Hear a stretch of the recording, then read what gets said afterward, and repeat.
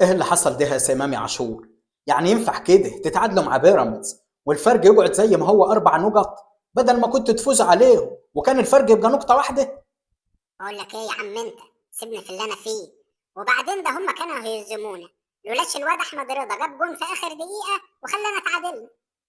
وبمناسبة أحمد رضا ده، هو ايه اللي بيحصل بالظبط في الناحية الشمال دي؟ يعني يحيى عطية الله اتصاب وطلع بيعيط، دخل مكانه كريم الدبيس وبرضه اتصاب وطلع بيعيط، وبعدها دخل مكانه أحمد رضا. ولو الماتش كان طول شويه كان احمد رضا اتصاب وطلع يعيط هو كمان. وبعدين هي اسمها الناحيه الشمال، يعني فيها حاجه مش مظبوطه كده. على رأيك يا سئيمو، الناحية اليمين دي محدش بيتصف فيها خالص، بس الصراحة انت بسم الله ما شاء الله عليك، عملت حتة ماتش تاريخي قدام بيراميدز ده. ويا ريته نفع يا اخويا، ده انا كنت واخد الملعب فحت رايح جاي. ده انا كنت بنزل في ال 18 بتاعتنا عند الشناوي علشان ابدا الهجمه من تحت، وفي الاخر كله بح. ما تزعلش يا سئمان، انت مالكش ذنب، انت عملت اللي عليك وزيادة. السبب في كل ده مارسيل كولر بالتشكيل والتبديلات المنيلة بستين نيلة اللي كان بيعملها.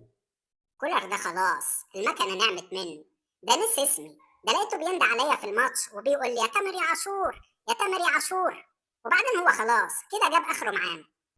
معلش يا سيمان نسيبه شوية يمكن ينصلح حاله. وبالنسبة لموضوع المدربين ده، قال له هو انت اتخانقت ليه انت والمدرب بتاع بيراميدز ده اللي اسمه كورونسلاف يوروتيتش؟ يا عم ده راجل تعبان في دماغه. اصل انا كنت جايب ازازه سوبي على تمر هندي وراكنها على الخط كده بره، وكل شويه بروح اخد منها بق. وبعد ما جبنا الجون في بيراميدز لقيته اخد الازازه وراح رافعها كلها في بق واحد.